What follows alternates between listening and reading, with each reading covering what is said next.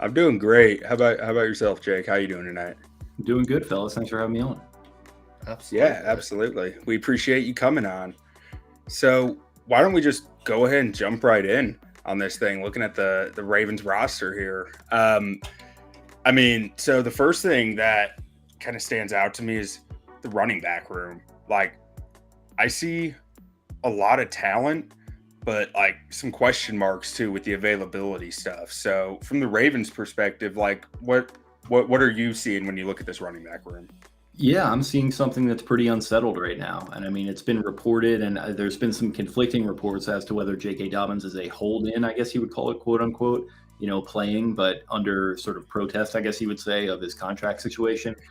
We've heard at our podcast that he is seeking a new deal, that he wants to get some sort of bang for his buck here before the next few years of his career, because he has some misgivings about injuries that he suffered. I don't think he loved the strength and conditioning staff, which received not so rave reviews in a more recent athletic article. And then obviously he had some issues with Greg Roman and his usage in that offense the last couple of years. And he just feels like it's always kind of been there. And watching it from a fans and an analyst perspective, you can tell the talent is there. I mean, when he's out there on the field, he is a badass, and he's one of the best running back talents in the league, but hasn't been able to stay healthy. And then when he has been healthy, I think he has a fair argument that the usage just hasn't been, a very high volume. So it's a weird situation there with him seeking a new contract. Gus Edwards, I'm not as worried about. He's on a pretty manageable contract. They signed him to an extension that I think that was a good deal for both parties. And he didn't look great last year. He had, I think, maybe one or two fumbles, which is pretty uncharacteristic for him. And he was still working his way back from that ACL injury. So I expect he'll be a little bit better version of himself. Maybe not quite as good as he was in years past, but I think he'll be a very serviceable player. And then beyond that, man, it's not a whole lot. I think Justice Hill is still going to be in the mix, who was showing some juice, but has injury issues of his own. And beyond that, really just not a whole lot to get excited about. So it's pretty unsettled, to your point. I mean, it's only a matter of time before Keaton Mitchell becomes the dude, right? No doubt. I mean, you got to think so. But no, I mean, like that's sort of what you're dealing with. And I mean, that's kind of what they've been dealing with the last couple of years, is some, guy at the end of the roster to come in and step in for whether it's Dobbins or Gus Edwards, who's been hurt. They had this dalliance with I'm even forgetting the kid's name at the beginning of 2021, who had some sort of breakout game out in Las Vegas in week one. And then he just sort of fell off the map. He had some issues with the coaching staff behind the scenes. It didn't work out. And they've just been kind of filtering guys in and out when Dobbins hasn't been healthy, when Edwards hasn't been healthy. Maybe Keaton Mitchell, I mean, he has connections with the organization in the past. I think his dad played for them, Anthony Mitchell. So maybe the coaching staff or the front office likes him from a personal level, and that's going to help him work his way, if not the P squad, then maybe even the 53 man if guys aren't healthy. So. Yeah. So my question on this is, with Greg Roman out the door, how do you see this offense going? They brought in Odell Beckham Jr., Rashard Bateman starting to come into his own now. Got Zay Flowers there. Then Mark Andrews, also one of the best tight ends in the league. And you have unanimous MVP in Lamar Jackson. So do you see this team starting to push the ball downfield now, or do you think it's still going to be run heavy? Harbaugh loves to run the ball, but he's also a defensive guy, or special teams guy technically. But where do you see this offense going this year? Like you said, I mean, I think Dobbins is absolutely incredible, and as a running back, you got to get paid when you have the ability to get paid, because most of the time, like, guys, by the time they're supposed to get paid, they're on the downhill. So it's like you can't really fault them there.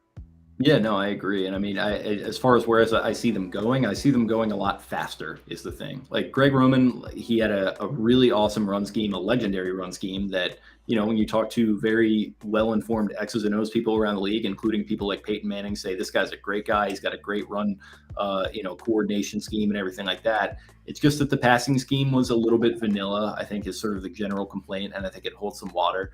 And then just the procedural issues with Roman were really where I had started to kind of fall off the bandwagon there at the end. And I was a defender of his for a long time, but it just over and over last year and the year before, and probably even before that when they were playing better and they were healthier, just issues with pace and issues with getting to the line before, the play clock ran out. Just very basic procedural stuff that you should have nailed down in August and, September at the very worst. They were plaguing them deep into the season last year. And I just think that was an issue with verbiage. I think his play calls were too long. I think it was a little too overcomplicated. I think he just tried to outthink himself a little bit or overthink things too often. I think Todd Monken is going to come in. He's going to bring a lot of energy. He's going to bring a lot of emphasis on pace. We've already been hearing about that with reports out of early camps that they have going on, mini camp and stuff like that. So I think it's just going to be an offense that's going to be a lot faster. It's going to be a lot crisper. I think to your point, they probably are going to try and push the ball downfield a little bit. I don't think they had an issue with throwing deep necessarily at times under Roman, but when they didn't have a Marquise Brown last year, for instance, they didn't have that deep threat to be able to do that. So now you have a Beckham in-house. He's got some pace to him. Now you have a Nelson Aguilar in-house. Now you have Zay Flowers in-house. These guys all have the speed to be able to push the ball downfield. And we were talking before we got going here, Lamar Jackson has the arm to make that happen, and he has the football acumen to put the ball where it needs to be. So I'm expecting just a much improved all-around offense. Yeah, I definitely know where you're coming from with Greg Roman, because as a Cowboys fan, Kellen Moore, it was not the same reasons, but like a guy that you really like, that for some reason, like the flow always seemed off, or like he would call a really good game until he wouldn't, and then like when he wouldn't call a good game, it was like very, very apparent. So no, I know, like, I loved Kellen Moore until I didn't, so I definitely get that and idea of thinking. I like to tell people whenever I meet a Ravens fan, I tell them, well, be careful. I'm a Greg Roman truther. So, but so on the wide receiver front, like, I mean, OBJ is outstanding, right? I mean, he is a hell of a football player. I don't think there's any question about that.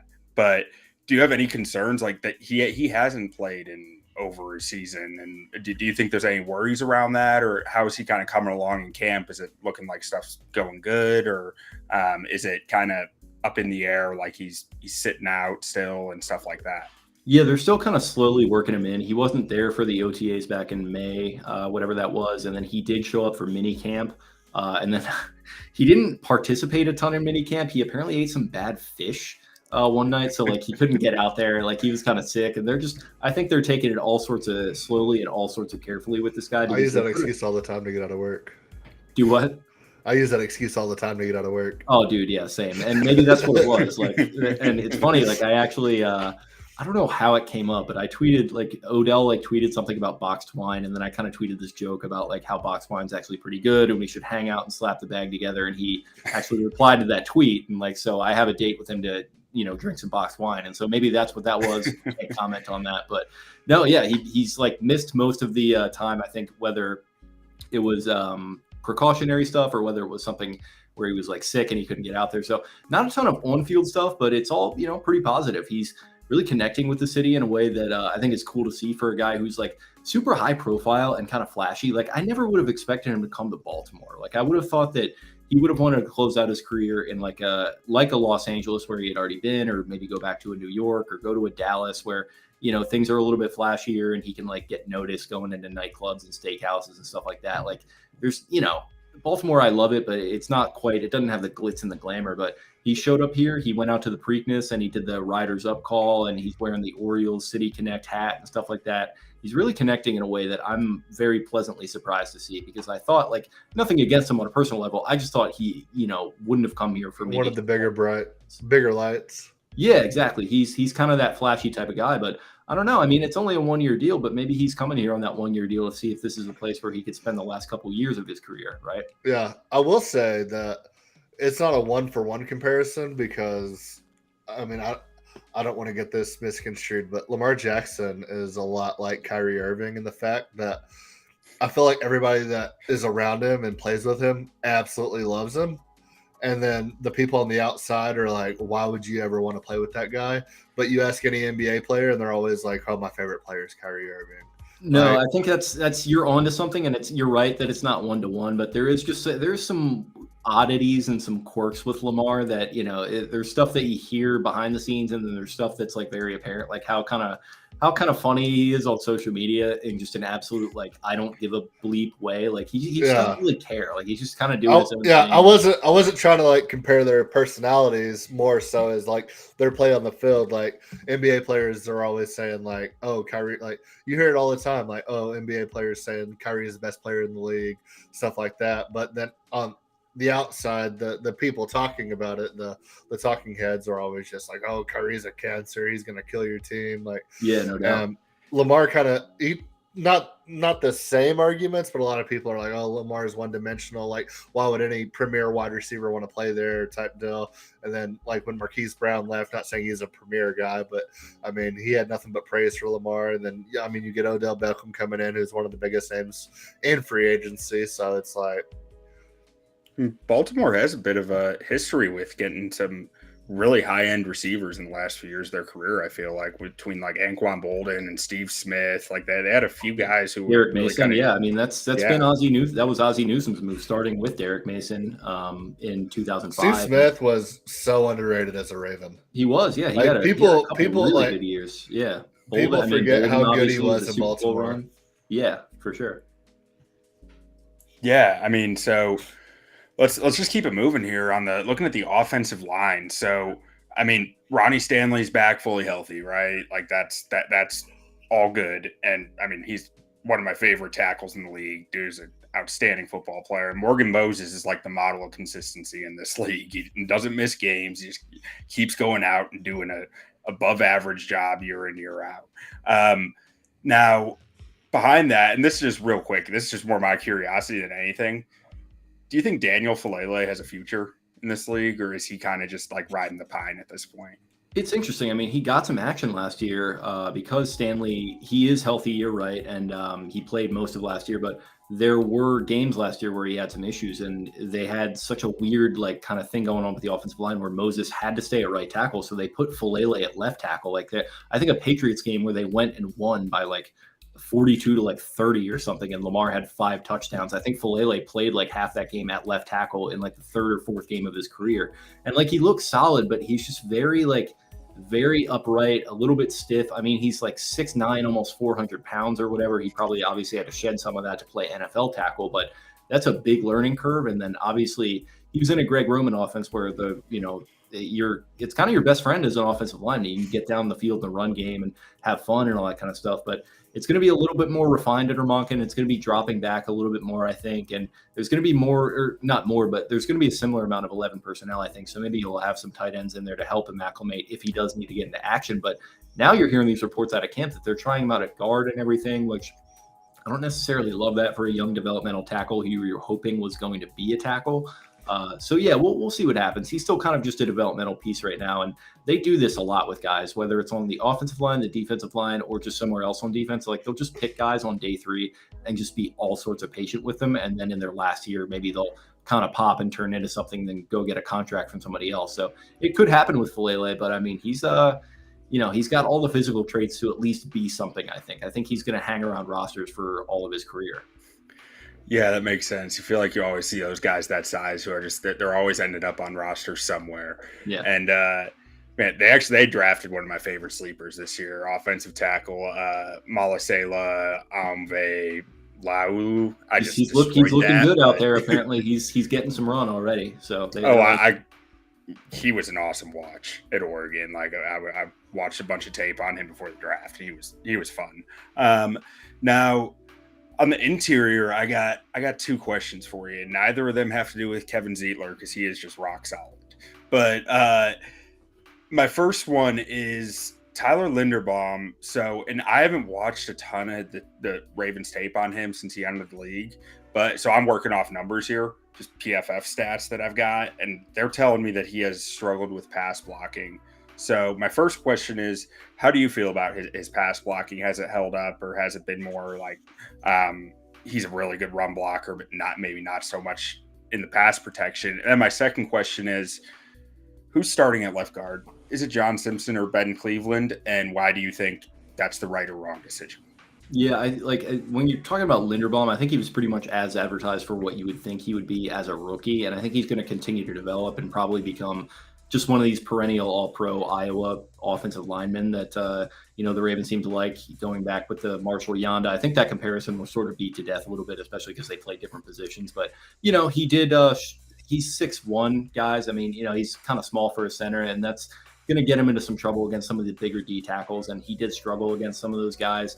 The Steelers have some nasty players along their D line. I think he struggled with some of them in certain spots. And then the Bengals obviously have guys that can rip and roar up front. And I think he struggled with those guys too. So there's specific matchups where he's going to struggle, but he's just an all around really good player, maybe comparable to like a Kelsey or stuff.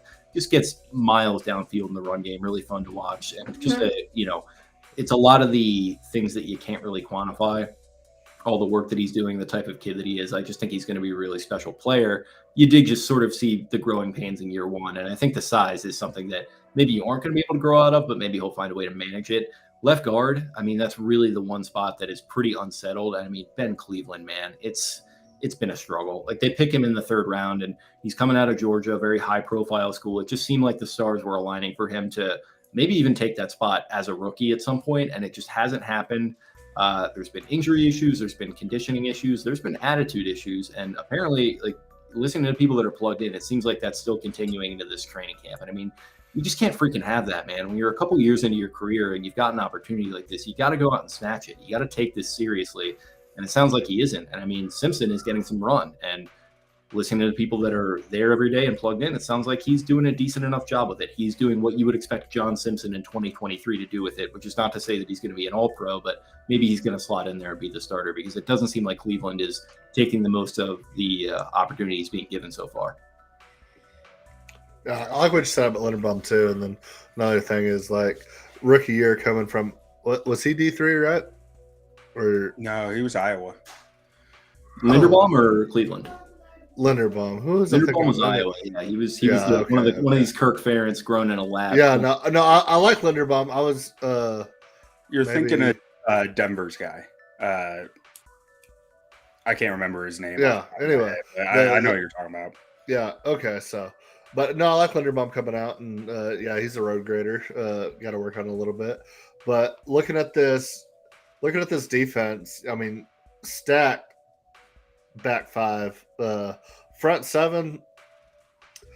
I love Patrick Quinn, love Roquan Smith. I mean, where are we going to get pressure on the quarterback with this defensive line? It's tough, man. I mean, you're counting on David Ojabo to take a leap, and he did actually have a strip sack in one of the few games that he played last year, which was really cool to see with that Achilles injury that he was coming off of. So you're counting on him to be a guy pretty much from day one as this roster currently stands. I don't know if that's a great strategy or one that I love. You're counting on Odafe Owe becoming a productive player, which he's been solid, but he has not been nearly as productive in the pass rushing department as you would have wanted a first-round pick outside linebacker to be. You need a step from him, or you're going to have to sign a guy. You're going to have to sign a Jadeveon Clowney, or you're going to have to bring back a Justin Houston. And I'm probably more in favor of the latter at this point, because Houston knows the defense. I mean, it was a new defense last year under Mike McDonald, but, you know, he played really well in that defense. He looked like he turned back the clock in certain stretches throughout the year. So I'd be fine with bringing him back. And yeah, man, it's definitely counting on a little bit of guys playing up above their potential, whether it's a Broderick Washington or a Michael Pierce here, who we have pictured, and Pierce is going to have to be healthy this year and everything, obviously. Or, you know, maybe a Justin Madubuike, who is another guy who they picked in the second round a couple years ago. It's looked pretty good at times, but also just been completely quiet during stretches. Like, they just need one guy to get a really consistent, good pass rushing season out of, where they just go and get 13 sacks, and like you're not worried about them for long stretches. They just haven't had that. And I don't know if that is going to be an Ojabo or a Madubuike finally, as he's approaching a contract situation. But they are certainly going to need it, and they do need more depth here, I think, whether it is going to be a Jadeveon Clowney or you just bring back the familiarity of a Justin Houston. I will say I'm a big fan of Broderick Washington. Yeah, I bet. Red Raider, great. He's good. I mean, like, you pick a defensive guy out of Texas Tech, and it's like in the fifth round, and it's like, okay, like, I don't really know what we're doing there, but I'll allow it. And then, you know, he had like a weird, like, off the field incident a couple years ago. It wasn't like bad or terrible or anything, but it kind of just went away. And like, since then, he's just been quietly, like, pretty solid along the defensive line. I think he's had a couple sacks and like looked pretty solid. So a defensive Texas Tech player is about to win Defensive Rookie of the Year this year, so watch out for that Tech defense. All right, I'm watching out. So one guy I can't speak on your D-line. I mean, he's not going to become that 13 sack guy you're looking for, but Angelo Blackson, I feel like in a rotation can be a really solid producer on a D-line. Like watching him in Chicago the last few years. Last year, maybe not so much, but 2 years ago, he impressed me at times, like where it was like he could be that guy who got upfield and got after the passer when you needed him to. But yeah, I mean, when I looked at this pass rush, basically, I was like, well, Ojabo's got to be the guy here, right? Like it's either that or Matabuke's got to like take another step. And I don't know that much about Matabuke and how he's played, but it sounds like you said it's been flashes, but not like a consistent dominant presence or anything like that. Yeah, I've talked to you about we were talking about my co-host Spencer, and it's funny because like he's made like sort of the okay, like don't take this super seriously, but there's some Aaron Donald to his game at times, and so I kind of bust his balls about that, and I like bring that up whenever like Matabuke has a big moment. But in all seriousness, he has stretches of like really strong play. He just goes quiet for games at a time. You just can't have that in 2023. You need to have consistent pass rush. You need to be able to disrupt the quarterback a little bit. I mean, and it's funny because, quarterbacks are more elusive than ever. They can navigate the pocket better than ever. It's just kind of street ball out there. So you need guys that have the authority to bring these quarterbacks down, to corral them and just bring them down and just say like, no, you're not getting away from me this time, especially with the Mahomes in the league and all these guys that can move around and have the strength. Like you need a dominating presence, and they don't have it as things currently stand. Hopefully it reveals itself throughout the season. And how would you describe the Ravens like pass rush? Is it pretty multiple and versatile and like you don't know where it's coming from, or is it more like you're set, you know your job, and you just gotta go beat your man, or something in between? I'm not the biggest X's and O's guys, but it was very multiple under Wink Martindale when he was here. There was a lot of just creating chaos, overloading one side, doing a lot of blitzing with Patrick Queen, doing a lot of blitzing with safeties, and just complete like just no regard. And I mean, you guys saw this when they went and played the Bears in 2021, and you have freaking Marquise Goodwin one-on-one against who is that, Chris Westry at cornerback. Yeah. Andy Dalton just heaves up like a Hail Mary, and you guys almost win that game. And like that was, I think, a 4th and 11. And it was because Wink had just sent everybody zero blitz, and he just didn't have any regard. He was just a swashbuckling kind of guy. And that was great. It worked out very well at certain points, but they just needed to rein that in. So, they fire him. They bring in Mike McDonald, who's kind of this young hotshot type of guy. But the funny thing about that is like he does tend to play things a little more conservatively. It's a lot more base, just bringing the 4 guys and letting guys drop back and sort of do their things at coverage a little bit more. And I think that simplified things for guys on the back end, especially as the season went along and they started to learn the defense a little bit more, where Kyle Hamilton can settle into his role as a rookie a little bit better. And it's a little bit just less pressure all around. So I don't know. I think it's, to your point, it's a little bit more base. It's a little bit more just drop guys and let people take care of their responsibilities, as opposed to trying to just confuse the hell out of the opposing offense. Absolutely. And then looking at this team top to bottom, so Vegas got them at 9.5 wins, playoffs minus 150, division at plus 240, AFC Championship plus 1,100, Super Bowl at plus 2,000. As a Ravens fan, I don't know if you're a betting man or not, but that's kind of the what we do here. But what's your favorite bet here? Do you like the over under? Do you like the playoffs minus 150? Pretty close to even money. Division at plus 240. If you're making a bet, what are you looking at here as far as totals and futures? Yeah, I mean, I might just go ahead and parlay that playoffs and over 9.5 wins. Like, I just feel like with this way this roster is constructed, like you should win 10 games. And I think John Harbaugh has a pedigree to do that. Lamar has a pedigree to do that. If you win 10 games, you're probably getting in the playoffs. It's a tough division though, man. I mean, you got the Bengals, who I think are probably going to be the deserved favorite to go and win this thing. And then the Steelers are always competitive. I'm not super sold on Kenny Pickett quite yet, but he had some promising moments last season, and it's the Steelers, so of course he's going to turn into a guy, and we're going to have to deal with him for the next 20 years. But you got that going on, and then the Brownies, man. I mean, they got a little bit of a roster there, and Stefanski is a solid coach, I think. So they're going to be. I'm interested to see what the Browns do this year. Yeah, they're going to be competitive too. You're not just going to your way to 10 wins, but I think you should be able to do it, and that should get you the playoffs. Okay, so You like over 9.5, and you like playoffs, so we'll call that even money. Parlaying that together, probably Sure. pretty close to it. I got one more question for you on the defense. As an outsider, again, who hasn't watched that much of the Ravens tape, how did they use Kyle Hamilton last year, and how do you think they're going to use him this year, the same way or different? People were calling him the tight end eliminator last year. He was kind of just a slot man generally, and he would just line up man to man against some very good tight ends. And he would just say, "Hey, I'm 6'4", and I got the frame of a pterodactyl, and you're not going to go anywhere." And it worked out pretty well. It sounds like they're now moving him to more of a traditional safety role. And so, like, when you watch him at Notre Dame, it was a little bit more of a hybrid free safety where he'd be playing over the top a lot. And then, he would come down and do some strong safety type stuff. But, yeah, man, it sounds like they're moving him back into a little bit more of a traditional role. And I do expect it to be kind of more of a strong safety, box safety type look because they've got Marcus Williams, which a lot of people forget is an awesome free safety. He just hasn't been able to stay healthy, or at least he didn't last year. I mean, he started out the year with like 4 interceptions through like 5 games or something like that. Yeah, and his numbers were still great. Yeah, his numbers were awesome. He came back and, he had another interception late in the year, just a key player for them. So going to need him to stay healthy and then maybe a little bit more of a traditional role for Hamilton. But I do think they are going to like him a lot in some of these man-to-man matchups with tight ends, especially when the field gets shorter because he's so big and he's got such length. That he can be used in a lot of different ways, and it's really exciting. So, are they going to win overseas when they play Tennessee? I think so. I think the last time when they went to London and they played Jacksonville and got absolutely smoked, I just think that has stayed with them for a long time. I think John Harbaugh called it the worst loss in the history of the Ravens, which is funny because he's only been here for half their existence, and there were a lot of bad losses before him. But man, that was a freaking brutal one. And, it's crazy that he's been there that long though. Yeah, no, it is. I mean, yeah, he's been here a long time. And he's had a lot of great wins and a lot of bad losses. That is certainly among one of the worst. And I think he is going to have those guys dialed in and ready to go beat the Titans, who they do not very much like. And they on paper should be able to handle. Yeah, I mean, if it's like Will Levis running out there or like Malik Willis for some reason is going to be starting, like I'm not super scared of that. Like I don't know like if Tannehill is going to even be there. I have a conspiracy theory that the Falcons have been loading up to then go and trade for Tannehill during training camp. So we'll see what happens with that. But no, Falcons are just going to run Bijan at running back or quarterback. Could be.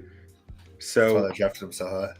From the gambling standpoint, like one of my favorite things to watch for is when I can get Harbaugh as a dog. Like it's a great bet. It almost always is. But what's the opposite of that for Harbaugh? Like what are the games that like drive you nuts with him where it's like I shouldn't have bet that if you're a betting man, or like why did he do that? Like what's the ones that I got to watch out for? Dude, it's like if you've watched the Steelers and Mike Tomlin, he is the exact same coach as Mike Tomlin, where you have the games where everyone in the national media is against them and they've got all this bulletin board material, and then they go in there and the Chiefs, the Bengals, and prime time and all that. Yeah, right. And they go in there and they ride the emotional wave and they shock the world, and there's all these like great videos and sound bites of the locker room and them dancing together and quoting Bible verses and stuff. And then, they have the games where they're a favorite and they should go in and beat some like crappy, I don't know, AFC team or just some random NFC team on just like a 1 p.m. on a Sunday. And they just go out there and they just lay an egg. So, I mean, it's definitely like the spots where you least expect it is where he bites you. But I don't know, for all the good that he does, you certainly take the bad with the good there. But yeah, I would say like if you have a feeling about a random team coming into Baltimore or just, playing Baltimore at home in kind of a weird spot where you're looking at a pretty good value and you like it a lot, I would say go with that. Like, the Dolphins loss last year is a great example, or like the Dolphins the year before that was a great example where they go into Miami. I think I lost money on both of those. I know I lost money on both of those. I think right. And it's funny, like it's just totally random spots where it's like they're rolling, they're doing really well. It's like, Jaguars last year was another one, and Jaguars wound up being a very good team, but that was just another one where it's like, oh yeah, Ravens, they got this one. Let's just when you find yourself going past them on the board that week, and you're like, I don't even need to think about that one. That's when you should. That's the one you got to worry about. Yeah. All right. You got anything else, Q? Yeah. Just so looking at the schedule, what are the games that you're circling? Like I am going to be like ready with all my snacks, my beers. Like I'm nothing is getting in the way of me watching this game. I gotta pull it up. I don't have it memorized. Let me see. We got it here on the screen for you. Gotcha. Let me pull that up. Screen. Okay. Yeah, okay. So let's take a look. I mean, I think Houston, that's going to be like a little bit of a coronation. That's going to be a fun week 1 game. I'm always juiced up for week 1, and it's going to be at home. So you mentioned getting the popcorn. Don't sleep on them Texans. Okay. Yeah, but I'm going to, it's in Baltimore. It's week 1. The weather's still going to be nice. I'm going to be in that B word, and I'm going to be having a couple beers, and we're going to have some hot dogs, and that's going to be a good day. That's going to be a fun one. I always love week 1. Week 1's awesome. At Jacksonville, that's looking like a popcorn and, crack a couple beers and don't miss that one game. They don't have a lot of primetime games this year, which I like as a podcaster and as a guy who's getting up into my late 20s now. And, to what we were talking about earlier, has to get up for work. So, it's nice to see. But, yeah, division games always within the AFC North. You're always kind of getting ready for those. But, I mean, Cincinnati, like, those 2 games, no matter what, and especially that first game, like, you got to go out there and set a tone and say, hey, we are tired of you guys running this division. We're just as worthy as you. You got to show up week 2. Yeah, got to show up week 2. Got to show up. And so, yeah, go out there in week 2. And, I expect them to dispatch of Houston pretty easily, to my point. So, yeah, that'll be the one that I circle and say, like, hey, guys, like, are you a threat for this division? And obviously there will be a lot of time to go and prove that after the fact, but it would just be a nice tone setter for them to go out there and if not beat the Bengals, then play the Bengals to your absolute best. So yeah, assuming everybody stays healthy, which we have to do, but yeah, that week 2 going to Cincy, that feels like about as much of a must win as you can get if you want to get that division. Yeah, no doubt. So aside from a must-win standpoint, like just from a listen to the heart standpoint, what's the one team in the division? Because this is a tightly contested division every year, very heated, very like rivalry centric. What's the one team that you're just like, I just want to beat them without any implications as far as like standings? Steelers. Do you guys follow soccer at all? No. A little bit, but not loosely. Do you have an understanding of like in soccer there are rivalries that go back like 150 years and fan bases literally don't even understand why they hate each other? That's how it is with the Steelers. I was gonna say it's the Steelers. Like people on a national perspective, it's not, the rivalry isn't what it used to be, but like last year, dude, when they went into Pittsburgh and they started Huntley, and then Huntley got hurt, and Anthony Brown comes in, out of Oregon, and he's like handing the ball off, and they're going on this crazy, what was effectively like a game clinching drive, just running the ball right down their throat. And then Calais Campbell is like grabbing the terrible towel, and he's like whipping it at the crowd, and he's just like firing the whole sideline up while Renegade is playing. That was one of the coolest moments that, I've had as a fan in a while. And ultimately, it's an inconsequential season where they lose a wild card game, but I'm going to remember that one for a long time. And that really reminded me, like, I respect the hell out of the Steelers. The Ravens built themselves after the Steelers model, and it's worked very well. But, it's just a mutual hatred/respect type rivalry, and it's never going to go away for us. So that's the team that I always want to beat. Yeah, no. The game I'm looking forward to here, as far as fireworks, electricity, just fun.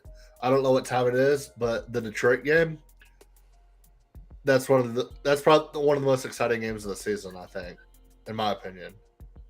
Yeah, no doubt. I think that'll be a fun one. I think Detroit is just like and it's funny. I love Detroit.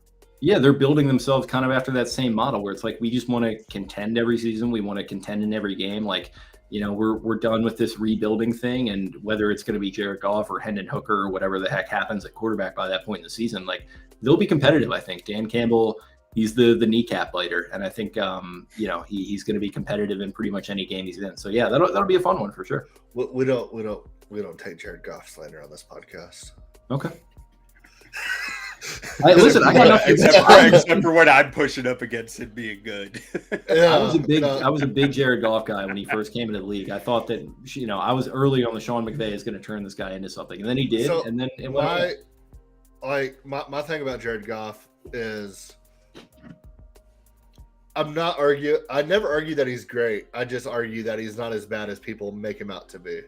Dude, I mean, like, if you go and watch that playoff run that they went on, like in that Saints game, obviously they got away with one there, but he was making some throws in that game in the face of pressure that, Oh, he's like, got an incredible arm. yeah, you don't see from guys. Like, he had guys in his face. He's completing these little flip passes. He's completing, like, deep shots down the field. He's got a good arm. He knows where to place the ball. He's just a little immobile, and there's maybe some processing issues. But yeah, he's not nearly as bad as people have made him out to be.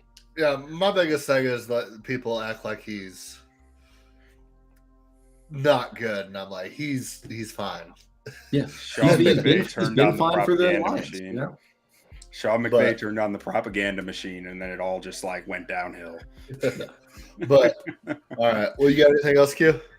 No, I'm good. Thank you for coming on, Jake. We really appreciate it. Good time talking Ravens with you. Yeah, thanks for having me, boys. It was a fun chat. Big time Lamar fans here, so we like that. We're rooting for you. We appreciate it. Yes, sir. All right, man. You take it easy. Thank you for coming on. Absolutely, guys. Let's do it again soon. Absolutely. All right. Have a good one. All right, and it messed with me there. When I went to go make him go away, I made you go away. But anyways, let's keep it moving. Let's wait. I got moving on to the Pittsburgh Steelers with he's waving the towel. He's a half Steeler. His in-laws are Steelers fans. I like everything about this Steelers team except the quarterback. Yeah. So I have some beef with this roster. And like I'm rooting for the Steelers, man. Like, because my wife's a Steelers fan. Like, of course I'm gonna root for them to a degree. But like, so when I was doing some research on this, and I was really digging in on Kenny Pickett, because like his numbers, his advanced stats are actually fairly promising, but like I don't think it matches what you see on the tape. And the more you dig into it, the more you kind of find like he does not throw downfield all that accurately. Like he is one of, since I think 2012, there have been 8 quarterbacks who were below the threshold of accuracy beyond 10 yards from the line of scrimmage. And it's not a good list, and he's on it. It was Mike Glennon. Here, I'll keep talking while I pull it up, actually. But so, basically, moral of the story is not that accurate downfield. But then you take a look at this roster, and you think about what the offensive coordinator wants to do. Matt Canada, right? It's a lot of RPO, a lot of quick hitting stuff. But this was the worst team in the NFL for yards after catch last year, like by far the worst. Like they averaged 4 yards after catch per reception. The next closest was 4.5, and then like 4.6, 4.6, 4.7. But they were a full half yard behind the 31st team, which that was a large gap. Yeah. And so you go at Allen Robinson. That's not really helping you. You have a wide receiver room built for go up and get it football while you're trying to play yard after catch football, which is just, it doesn't add up to me, especially with a quarterback who is not that accurate downfield. So the list, it was Mike Glennon, Daniel Jones, Josh Rosen, Blake Bortles, Derek Carr, Kenny Pickett, and Deshaun Kaiser. So Derek Carr is the upside projection there, but if you think back to the roster that Derek Carr had as a rookie, it was trash. It was absolute trash. It wasn't anything like this roster. It's not the greatest in the world, but the wide receiver room solid. The O-line wasn't good, but it wasn't those Raiders. I mean, I think Pickens, Johnson, and Robinson's not a bad 3, honestly, with Freiermuth at the tight end. Like you got some studs there, and then my biggest thing with this offense outside of quarterback is I don't think Najee Harris is as good as everybody says he is. I don't know if people are still saying Najee Harris is good, but I mean, just watching it, I don't see it. It's another thing where their offense just doesn't add up to me. Like Najee Harris, he's a 240-pound back. You know, he is not a guy who's going to be doing a lot after a catch, after contact. Like he'll break tackles, but he's not getting that many yards after a broken tackle. You know, it's like broken tackles are a lot cooler looking than they are helpful, like kind of thing. But like it's been inefficient for him. Like I think he's a really good receiver out of the backfield, but they want to run inside zone with him pretty much. And that's like, they didn't run a lot of duo or a lot of power concepts. It's really just inside zone they run with him, and they don't run him to the edges. So you think about it, a 240-pound back who can't get a matchup with a cornerback isn't all that valuable, right? Because like, if he's getting tackled by 240 to 300-pound guys, he doesn't have that advantage. So I'd really like to see their offense try to get him on the edges more this year. And maybe that was offensive tackle problems that they think they might have fixed with going and getting Broderick Jones. But it's just odd to me that they didn't try to get him on the edges where his size really makes a difference, right? Yeah, it'd be interesting to see how they do it there. But looking at the defense, like TJ Watt might be the best defense player in the league on edge from there. And then their entire defensive line is just studs. They got Minka Fitzpatrick in the secondary. They brought in Joey Porter Jr. in the draft. They brought in Patrick Peterson, who had a pretty good year last year in the twilight of his career. So, yeah, and I mean, Pat Pete, like you're pairing up with Mike Tomlin, who's a DB coach at heart. Like, he's going to put him in. Like, I think Pat Pete has limitations at this point in his career, but he's with a coach who's going to know those limitations and know how to squeeze the last bits of productiveness out of him that he can by putting him in those positions. And this might be the best D line in the NFL. Like, yeah, this is stacked. I mean, so when I was first looking at it, it was like, yeah, Cam Hayward, he's a number one D lineman. He is an absolute monster. Larry Ogunjobi, probably want him out more of a rotation, but he can start for you. Okay. But then you went and nagged Keanu Benton. Now Ogunjobi doesn't even have to be your star. He can be that rotational guy exactly where he should be. Armand Watts, another good rotational guy. I mean, and then they have a few other guys here in Fehoko, Montrevious Adams, DeMarvin Leal. I mean, they just have such good depth on the interior, which is hard. It is hard to find these interior players. To have this much depth, it's very impressive. And then TJ Watt, Alex Highsmith had something like 14 or 15 sacks last year. Surprisingly, but I don't think there was a drop off when Watt was gone. They were blitzing a lot more and a lot less effectively. So like, Highsmith is best working off Watt, but adding Marcus Golden to that too, there is just a lot of quality pass rush here. Yeah, no, I love this defense here. And I love the offense outside of quarterback and running back is. I mean, I don't think Najee is a bad running back by any means. I just don't think. I don't think he has earned the respect that he gets by people. But looking at this O line's going to be a lot better with just like. I mean, I think Broderick Jones is going to take his lumps. He's very broad, but he is a special athlete. And if he can put it together. Well, and also it puts Dan Moore at the swing tackle spot, which is where he probably should be. That's a really good swing tackle. It's not a good starter, but it's a really good swing tackle. And I think it's even a below average starter. And Chuks Okorafor, he's had some nice moments, but he's been up and down his whole career. So we'll see what he has there. But this interior is good. This is a good interior O line. I agree. And then looking at the Vegas odds here, we're at win total of 8.5, playoffs at plus 130, division at plus 450, Super Bowl or AFC Championship at plus 2,200, and Super Bowl at plus 5,000. I'm probably not touching any of these, but if I had to touch anything, like if you made me bet on something, I like under on the wins, except that Mike Tomlin just always has a winning season. They won 9 last year. I think they got better. Yeah, but looking at the schedule, it's brutal. Starting out with San Francisco, and then having Cleveland come in, and then going to the Rams, going to Houston. I think Houston's going to be frisky. Then having Baltimore, and a very, very early bye. And as soon as you come off your bye, Rams, Jacksonville, Tennessee, Green Bay, Cleveland, Cincinnati, that's tough. So early in the season, I think I like those first 5 weeks. I think I might be betting against the Steelers a fair amount just because. Oh yeah. I mean, and I have a very distinct reason for that. You have what, 3 new starters in your secondary, 4 new starters in your secondary between Neal and Pat Pete and Shannon Sullivan, and I'm assuming Joey Porter Jr. is going to be starting. And I think Joey Porter Jr.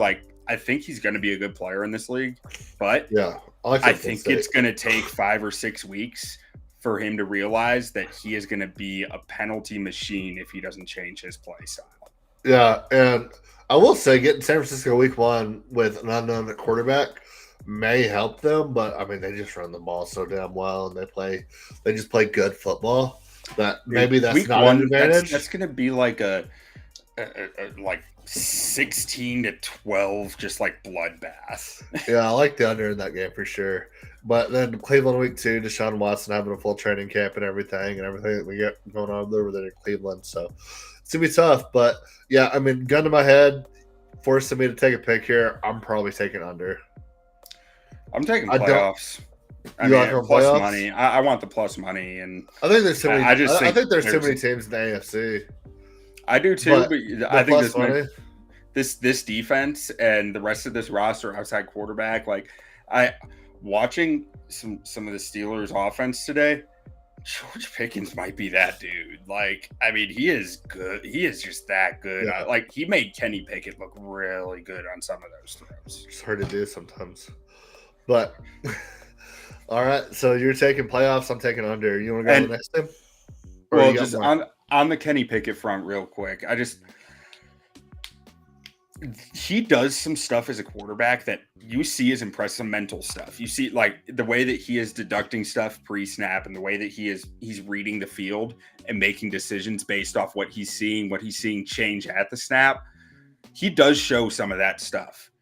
My hesitation with him is really, I just don't see enough zip on the football. And that really when he is going from one hash across the field to the sideline, it's just that ball feels like it's in the air forever, and that's what really worries me with him. But the mental side, it does seem like he has it. So in true Steelers fashion, they might just stick with this guy for 4 years and let him keep getting a little bit better, and before you know it, he's like Derek Carr or Alex Smith.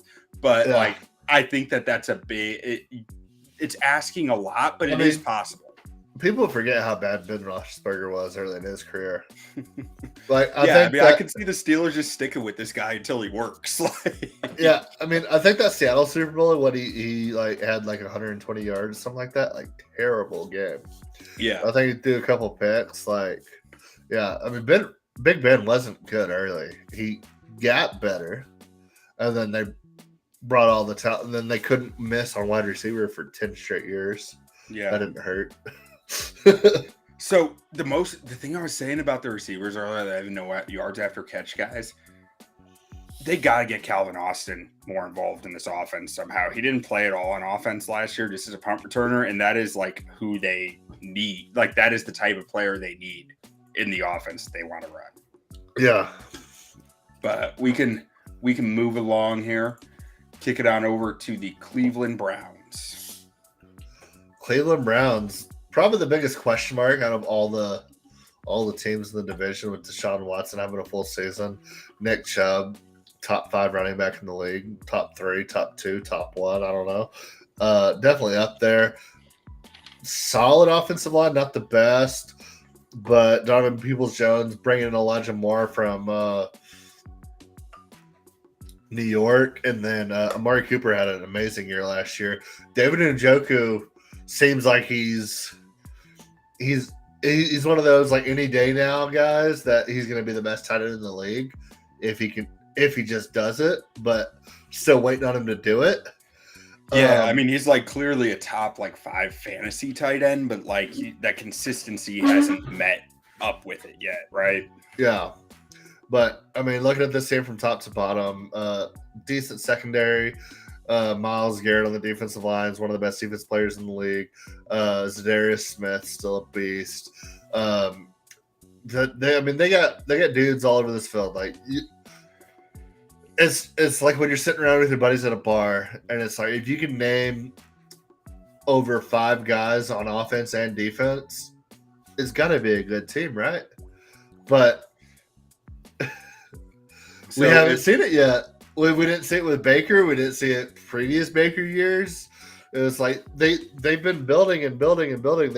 They were so bad for so long, and then everybody like put their finger on them, like, oh, this is gonna be it. This is gonna be it.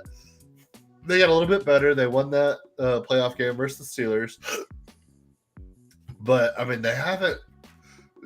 Is it a Cleveland thing or what? But like, I mean, they build their team for the starting roster, and if you haven't caught on, if you've been listening or watching any of these, I'm really big on depth, and they do not have they have some decent depth in the wide receiver room, I will say.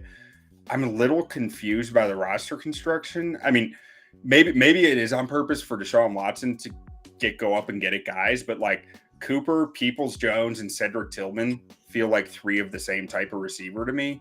Adding Elijah Moore helps with that because he is definitely a different type of receiver. But then David Bell, I'm not sure David Bell can be on the field that often when you've already got 3 slower, bigger wide receivers out there, because like you need more of a speed threat. I mean, you went and got Marquise Goodwin, which makes sense to get more of a speed threat. You have Anthony Schwartz on the roster who hasn't really worked out thus far. But behind Nick Chubb, this running back room went from like, where did they get all these guys to like, where did all their guys go?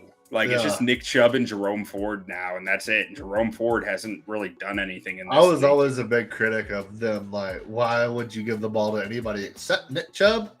So it might make the running back room better. Maybe it does. And then they do have good depth at tight end with Njoku and Harrison Bryant and Jordan Atkins. They clearly want to be a tight end centric offense, with that tight end room. And their O-line, I mean, Wills has been a guy in this league. He hasn't really lived up to the draft status, but he hasn't been bad either. But the rest of the offensive line is pretty good. It's good, but the depth again, it's not. Well, I guess so. Fair. Thinking about the rookies though, DeJuan Jones and Luke Whippler do give them better depth than I'm probably giving them credit for. I like DeJuan Jones a lot. Yeah, that gives them more depth than I initially wanted. That I was initially thinking. But their guard depth is rough. If they have a guard injury, they could be in for a rough time. They got Colby Gossett is their first guy off the bench. Whippler can't play guard. I don't think Pochik can kick over to guard. DeJuan Jones probably isn't a guard. So they're just James Hudson is probably your backup guard at that point, and James Hudson doesn't do a lot for me when I've seen his numbers and stuff like that. On the defense, their D line, I like the depth, but their secondary depth literally terrifies me. They are an injury away from just being burnt toast. Like, they got Greg Newsome, awesome starter. Greg Newsome is an awesome football player. Shut down corner, great cover man. Denzel Ward, same thing. Had some injuries last year, but a shut down cornerback. So they got 2 shutdown corners, and they added Martin Emerson, who is an ascending player. He put together some really good numbers last year and played really well for them. So that's 3. They got 3 really good starting cornerbacks. Behind that, they got a rookie and nothing. I mean, I like Cam Mitchell out of Northwestern this year. The rookie that they got in I want to say like the 4th or 5th round, but he's a 4th or 5th round pick, and that's all. That is literally your cornerback depth right now. Outside of that, no one else on the roster is proven to be able to produce at the NFL level. You're muted, Jay. I was saying, so you got to stay healthy. Yeah, you got to stay very healthy, which is scary. This cornerback room, no one played over 83% of the snaps last year. So, I mean, that's what, 2 games you're missing out of the season where you're just burnt. You might be burnt toast. I mean, their safety room isn't bad. Juan Thornhill, Grant Delpit, Rodney McLeod. That's some solid depth there, and more than a lot of teams can even say they have in the safety room. But the corner room scares me. It really does on this team, and that's a position that can utterly tank your season if stuff goes wrong. Yeah. So looking at this, looking at the Vegas odds here, over under 9.5, playoffs plus 150, win division at plus 425, AFC champ plus 2200, Super Bowl at plus 4000. If I'm taking something here, I'm taking the division because I think that's their ceiling. And at 4-1 odds, I'll take that because over under. I mean, I wouldn't be surprised if every team in this division finishes between like 7 and 10 wins. So it's like I'm not putting a whole lot of faith into that. It feels high risk to go over with anyone in this division. Yeah, and then playoffs. I mean, basically get even odds to make the playoffs. So just give me the win to the division here because I mean this is a team. If they stay healthy, they absolutely can win the division. Yeah, I think this is one of the highest variance teams we've looked at so far in the 3 divisions we've looked at now. This is a team whose ceiling is really high and whose floor is probably pretty low, and it's like it can land literally anywhere in such a wide range of outcomes. Yeah, I think I'm with you. Give me division. I wouldn't be surprised if they only won 6 games, and I wouldn't be surprised if they win 13. But they're another team with a very early bye. They got a week 6 bye, week 5 bye. Brutal in a 17-game season. Yeah, that's rough. And then having San Francisco come in right after the bye. Yeah, it's brutal. I mean, so their schedule gets pretty easy down the stretch, though, relative to what teams were last year. Yeah. I mean, Chicago ain't nothing to mess around with. Houston's going to be frisky. Jets brought in Aaron Rodgers. Then you finish the game with Cincy. I think that's a pretty tough 5-game stretch. Looking at 2023 rosters. Yeah, after the bye. I mean, they got Indy. They got Seattle, who was a playoff team last year and was good, but like they're not exactly like a no. They have some winnable games. They have some winnable games coming off the bye, but like down the stretch, like and then Denver going to Denver. Playing in Denver is hard, regardless of. You'd rather do it late in the year than early, though. Yeah. And then Rams, you're not too worried about that. But then Jacksonville, Chicago, Houston, Jets, Cincy. You got Jacksonville in the dog pound. Yeah. Yeah, you don't have to go to Jacksonville. It's a big I like the way this schedule works out for them down the stretch. I do. Like, they need stuff to go right in their secondary health-wise, but like if it does, I really like the way this schedule shakes out. Good luck chasing around Justin Fields and Week 14. So actually, this was on the Bears schedule, like release podcast that we did. This is the game that scares me the most for the Bears all season. Like this defensive line scares me. It could be the deteriorating factor of Bears season. Yeah, but we're not talking about the Bears. We are not. So. One thing I do want to mention is Jim Schwartz and his D coordinator for the Browns.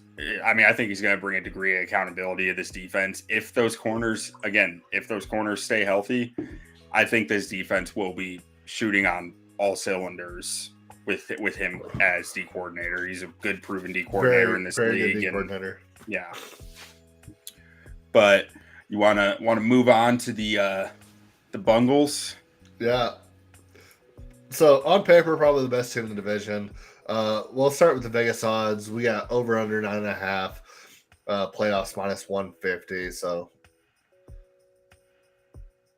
pretty good team. Winning the division at plus 240, AFC champs at plus 1100, Super Bowl champs at plus 2000. None of these bets jump out to me. Like, we'll get into the team here in a second, but like just looking at these odds, I would never make a bet on any of these. But if I had to, I'd probably just take division because you're getting 2.5 to 1. Yeah, I mean, we're not saying that we have to take every bet that we've said today. So like, if we had to take one on this in a vacuum, win division. But like, I don't think you're getting that good of value on anything here, and I don't love him as an AFC champ or Super Bowl winner this year. I really don't. No. But, okay, so when you look at the team, I think Joe Burrow is far and away the second best quarterback in the league. I think it's Patrick Mahomes, Joe Burrow. If you're going tiers, I think Mahomes is top tier. Burrow is not top tier, but just a little bit below top tier. Then I think there's a pretty steep drop off, and I think everybody else falls well into whatever tier is under Joe Burrow. That's not quite Patrick Mahomes. I would throw Josh Allen, Justin Herbert, Trevor Lawrence, all those guys in the tier below Joe Burrow. I think he's far and away the second best quarterback in the league, along with one of the most stout wide receiver rooms in the entire league. I love the kid Chase Brown they drafted out of Illinois. Joe Mixon's been a stud for him for a long time. Their offensive line has gotten better these last couple of years. I mean, it's not great, but when you have a guy like Joe Burrow that knows how to distribute the ball, get rid of it quick, it's not the biggest deal, and they've always been able to run the ball outside of their offensive line. You look at their defensive side of the ball, I love Chidobe Awuzie. He's one of my favorite players whenever Dallas drafted him. I hated to see him leave, but he's one of those guys that's like, you don't pay a guy like that, but I'm glad to see him thriving after hitting the open market. Cam Taylor-Britt's not bad. And then you look at their defensive line. I mean, Hendrickson's an absolute stud. Like, I think he might be the most, like, not, I wouldn't say disrespected, but like the most from a media perspective, like the most forgotten about like impact player in the league. Like that dude is an absolute game wrecker. Yeah, I mean he's a little one dimensional, but like if it's getting after the passer, that doesn't really matter. You know? Yeah. So with the roster, I mean, I do have some questions in the running back room. Like I like Chase Brown, but I don't think he was flawless as a prospect either. I have a lot of questions about his creativity as a runner. I think he's very kind of tunnel vision. Yeah. Like, I mean, where you got him, it's fine, but like, I don't know. Travion Williams is a big question mark at this point. Chris Evans, I mean, he's a nice scat back, but he hasn't proven a lot in the league. And Joe Mixon is really all you got at running back potentially. Doesn't Joe Mixon have some stuff going on to where he might not play this year? I don't know. I don't know whatever happened. He has off-field stuff that popped up this offseason. I don't know what's I never heard anything about it though. I heard it initially kind of disappeared pretty quick. But so I do have some questions with the running back room, especially in a running offense that has not really been a standard in the NFL. Like they've gotten by as a rushing offense. Yeah. You know, they don't excel at it. Well, Joe Mixon very quietly would have like 1,300 yards every year, and it's like, oh, the Bengals run the ball. Yeah.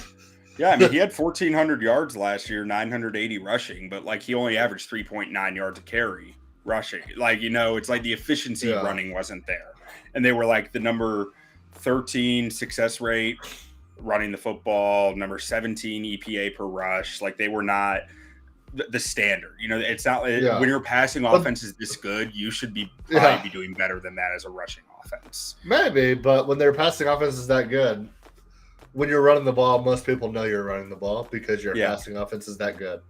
Like, yeah. Why would you want to take the ball out of Joe?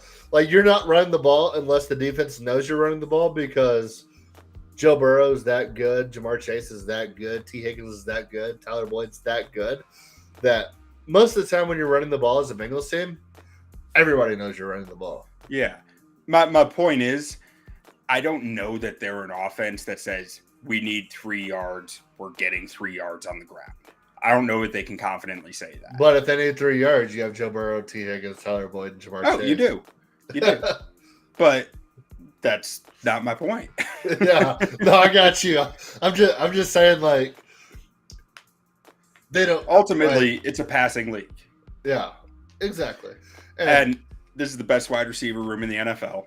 When you go 3 deep like this, it's layers of depth. Like even though the guys they have behind those 3 are like Charlie Jones, who was a 4th round pick, and Andre Yoshivas out of Princeton, who was a 6th round pick, and I mean Trent Irwin, Trent Taylor. Like you have one injury, like Jamar Chase goes down, you still have T. Higgins and Tyler Boyd. Like, you Yeah. know, it's not like you're jumping that guy becomes your number Tyler one. Boyd. Tyler Boyd's a number 2 wide receiver on most teams. T. Higgins is a number 1 wide receiver on most teams, and then you still have Jamar Chase. Yeah, it's just layers caked into there. It's so disgusting. Like, if you compared number 2 wide receivers in the league, is how big is the gap between T. Higgins and the next number 2 wide receiver? Like, it's massive in my opinion. Yeah, it's pretty damn big. Like that dude could be the number 1 wide receiver on. I'm just off the top of my head 23 teams. Yeah, like I think he's a top 10 wide receiver. Yeah. Like, I mean, what, Chris Godwin, maybe? Not even close. Is the next best? Yeah, but he's probably one of the next best. Like, I mean, Darnell Mooney is one of the better number 2s in the league, and he's still not, like... Yeah, Michael Gallup kind of had a push for it for a little bit. Well, okay, so you have CeeDee Lamb and Brandon Cooks now, so it's like... Yeah, Brandon Cooks is probably up there, but, like, still, it's T. Higgins' weight. Yeah, I would rather have T. Higgins and... whoever you consider Dallas's number 2. Devonta Smith might be it. Devonta Smith's probably got the best case, I think. Yeah, he's up there. But, I mean, we're talking about 4 teams. Yeah. That even to have an argument. Yeah. Like, it's not close. He's the best one in the league. Like, Keenan Allen, Mike Williams, like, but really? Tight end, I'm really... Since he's so weird with their tight ends, they just want to plug and play someone, and like. But CJ Uzomah was so good for him, like in so many big time moments. He was good in a few big time moments. His actual season numbers weren't that impressive. I mean, I don't watch Cincy week in and week out, but I felt like he made a bunch of big time plays and big time games. He did. I was curious about that departure, but it's Joe Burrow. I mean. Yeah, like last year, they just plugged it. They plugged Hayden Hurst in, and he was fine. But what's kind of weird is like the guys that they've gotten in the past were more of they were blockers, right? They're capable blocking tight ends. Irv Smith is not that. Irv Smith is just not that. Irv Smith is like 230 pounds.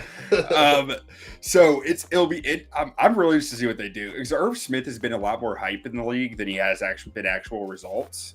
Like he had 185 yards last year, and their backup Tanner Hudson had 130, and they got Devin Asiasi and Drew Sample, who's been with the Bengals for 5 years now. But so there's not much proven production here, but when you got these 3 receivers plus Joe Mixon, who's right out of the backfield, I don't know if it really matters. I don't know the odds, but if you're making me put a bet on this team, and like I said, I'm taking the division. But outside of that, I might take Joe Burrow to win MVP. I think that could make sense. I mean, he's probably a top 3 favorite, but I mean, they are going to be. I probably like that. They're going to attack it this year. Yeah, they really are. And I mean, this is probably the last year with T. Higgins.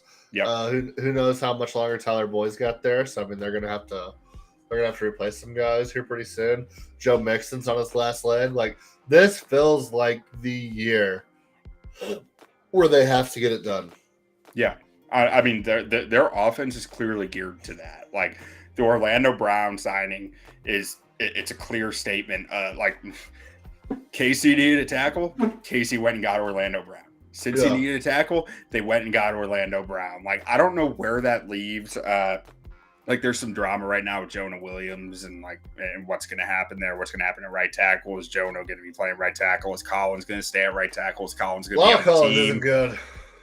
Hey, he played pretty well after the first 5 weeks last year for that. Yeah, but until he got hurt, I think he has conditioning issues. He doesn't stay healthy. But that's a good swing tackle. Yeah, no, he's an incredible backup, but he's got to take care of his body, which he definitely didn't do when he was in Dallas. And Jonah Williams isn't exactly a good offensive tackle in this league. Like, he's serviceable, and I don't know, maybe he'd be better in a different scheme, but he's had some issues, and last year wasn't his best season. But again, I think that they have 3 guys who can start at offensive tackle in this league on a team that can be like top 20 starters at their position. And that's good depth. Plus, Akeem Adeniji can play there. Like, you don't want to be starting Akeem Adeniji, but you can. Like, so he's not like the bottom barrel that some teams have to start at points in the season. So they lost Master Bates, but they brought in Battle out of Alabama. I like that a lot for that defensive back. But getting into the schedule here, like what schedule maker was like, we're just gonna completely fuck the entire NFC North, like, or AFC North, like all of them have early buys. Like, that's miserable. It's just that kind of year, man.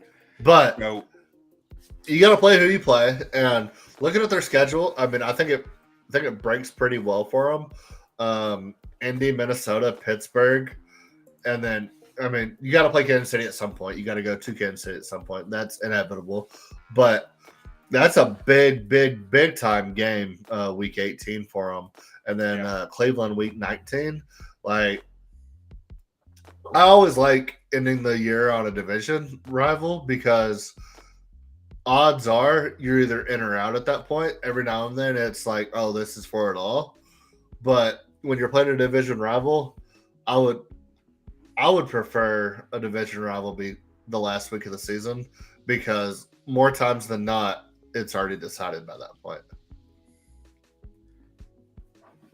So I think their schedule breaks pretty well, all in all. You play who you play. I'd say it's fair. I mean, it's a tough schedule. I mean, I guess early it's actually it's not that bad early. Tennessee, Arizona, Seattle right before the bye, but then it gets tough after the bye, I'd say. Kind of tough. I mean, you got San Francisco after the bye, then Buffalo, but you got to play Baltimore twice anyway. You got to play Pittsburgh twice anyway, and then you got Jacksonville late in the season. So it's I think that's tough. That's going to be hot. But I mean, Indy, Minnesota, Pittsburgh, Kansas City, Cleveland to finish out the schedule is like, I don't know. I feel like outside of the bye week, I feel like the schedule broke for him pretty well. Yeah, I can see it. I think it's just a tougher schedule in general, but like but you play who you play. Yeah. Now, can I talk on that? Can I talk on their defense for a little bit? Absolutely. So, their D line, BJ Hill, DJ Reader, I think is one of the most underrated interior combos in the NFL. Those are 2 absolute incredible hosses up the middle who are just like, BJ Hill is one of the more underrated players in the league, I think. And DJ Reader he's starting to get his credit. That's why I'm not saying he's one of the more underrated ones anymore, but like, he's just a really good football player. And then they're bringing in Miles Murphy. Yeah, and then this pass rush, Sam Hubbard he's just a stout football player. Like, he's not going to get the most insane sack numbers for you, but he's going to do his job against the run well, and he's going to get pressure. He's that base end. He can do everything. You mentioned earlier that you think the Steelers have the best defensive line in the league. This defensive line, I think they don't have the superstar of TJ Watt, but top to bottom, I think they can make every argument for the best defensive line in the league. Yeah, if they had a Cam Hayward plus that's the thing. It's Cam Hayward and TJ Watt, and then it's like they have depth on top. Well, they have a Sam Hubbard and Trey Hendrickson. Neither of those guys are Cam Hayward or TJ Watt. I don't know. Miles Murphy, though, he's a stud. So that's the big question mark here. What will Miles Murphy be? If Miles Murphy becomes that good, then you can start having that argument. But like, they need someone to become that good first. Yeah. And like, I think you could make a case for DJ Reader to be on Cam Hayward's level. I'm not going to buy it, but like, I'll let you make the case. I'm not going to cut you off, but like, until they have another person that I think can make the case, it's hard to say. And Miles Murphy might be that, but he's not there. Like, he needs to prove it. But let's say Miles Murphy is really, really good, but not great.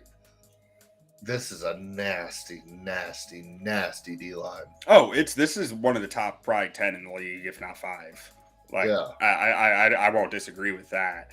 I wish they had a little more depth on the interior. Like, Zach Carter might be that guy who can provide really good depth. He played a good amount last year, but like he wasn't that successful in it either. So like I want to see more with him. I think he could be like a differentiating factor there with whether they're top 5 to top 10. Their edge depth is really nice. I do really like their edge. And I really like I really like their draft too. I mean, Miles Murphy and DJ Turner to battle out of Alabama, picking up a receiver and Brown. I mean, I feel like they kind of killed the draft pretty well for where they were. I mean, I felt like they got value everywhere. Every pick. I mean, DJ Turner was good value at 60. I was not as high on DJ Turner as a lot of others. I thought there was a lot. I thought there was a lot to iron out in his game. Athleticism's there, but there was. I just felt like I saw. But they have pretty good. They have pretty good depth at corner right now, so it's like they do. And then Jordan Battle, I felt very like his tape just felt very vanilla to me, but that might just be an Alabama DB thing. Yeah, like because there's a lot going on, and so it might feel like there's nothing going on when you're watching it. You don't really know. DB is my worst position, like safety especially. I can do corner some. Safety I really struggle with. So I mean, history says that Alabama safeties are Alabama safeties. You know what I mean? Yeah. But like, I just felt very bland. Like it was very bland watching his tape, which it could just be a good thing. Charlie Jones, I liked out of Purdue. He could not be a Minka Fitzpatrick. Minka was pretty clear. I don't know. It was just one of those. But then I think Logan Wilson is one of the best linebackers in football. He covers up so much for that group. Like he just covers so much ground so easily, so smoothly. He's always in the right spot. And Jermaine Pratt just put together a really good year for them last year too. Now at corner, Eli Apple is no longer there. I'm sure everyone's very sad about that. I mean, honestly, he put together some really good games for them. It was just a roller coaster always. Yeah, the king of memes. Yeah, exactly. Mike Hilton's a solid player. Cam Taylor-Britt put together a nice rookie year, which like he can probably build on and become even better this year. Hopefully become better than what Eli Apple was. But DJ Turner, I imagine DJ Turner is going to find his way to snaps at some point, whether it be injuries or him just winning the job. Yeah. So I think a lot's going to hinge on him because I saw there were times where I just felt like he was making mistakes, and there were other times where it felt like his athleticism could do anything. So I don't know. The safety room terrifies me, utterly terrifies me. I mean, Master Jackson Hill wasn't that good last year. I mean, he was fine, but he wasn't a starter. He only played 4% of the snaps. Yeah, he was good. He was good filling in on the roles I needed to fill in on, but it's like you put him out there every down, and it's be tough. Yeah, we'll see. I mean, but when you have Jamar Chase, Tyler Boyd, Joe Burrow, like you got to lose somebody. Yeah, well, I mean, they lost both veteran starters in their back end, one of which was captain in Jesse Bates, and they lost Von Bell. They signed Nick Scott, he's fine. I mean, he's not. I don't feel like he's up to the caliber either of the two guys that they lost. There's a lot of weight on Daxton Hill's shoulders this year for this defense. He has to fill in some big shoes, and we'll see how he does. Last year come out of the draft. So did I. But we'll see it. It'll be interesting to see what they do with him as a nickel player too, because I know he can play some nickel. I remember that from last year when he came out, and that can add some degrees of variability to this defense that can kind of change it. And this is a defense that you got to remember they want to beat you in coverage, and they want to beat you passing the football on offense. Right? This is the modern NFL team. They want to win passing, and they want to beat you by stopping you from passing. Like, so those 2D linemen up front, BJ Hill and DJ Reader, are so important to that because it lets them play light in the box and lets them do some really interesting things with their coverages. But you can only do interesting thing with your coverages when you have veteran guys who know what they're doing. So Yeah. like that's where it'll get really interesting on the back end for me is like, will these guys be able to keep playing more like exotic style coverages, more getting more changing things up at the snap and confusing quarterbacks? No, I agree. So now that we've gone through the entire division, who's winning this division? Man.